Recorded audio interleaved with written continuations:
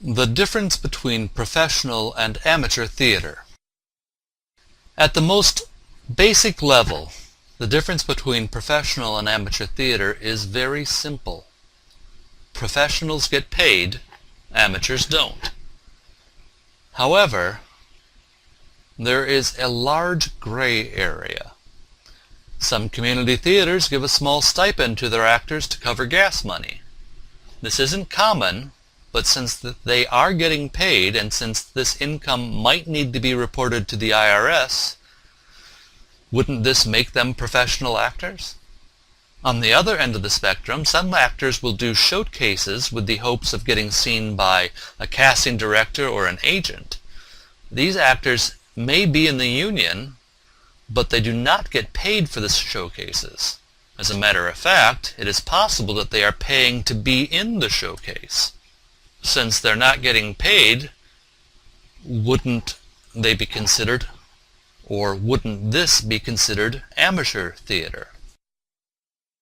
For our purposes, for the purposes of this class, professional theater consists of Broadway, off-Broadway, regional repertory theater, and many, if not most, dinner theaters.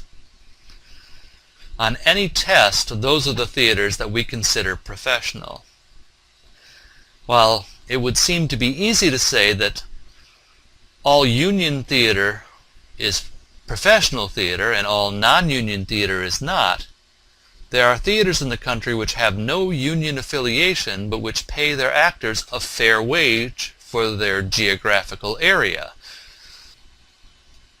Again, for the purpose of this class, amateur theater consists of community theater and educational theater. This latter category includes college theater, even though some college theaters are associated with professional theaters. For instance, Florida State University's Oslo Conservatory, which is by the Sarasota Airport next to the Ringling Museum, is associated with the Oslo Repertory Theater. The Oslo Repertory Theater is one of Florida's premier professional theaters.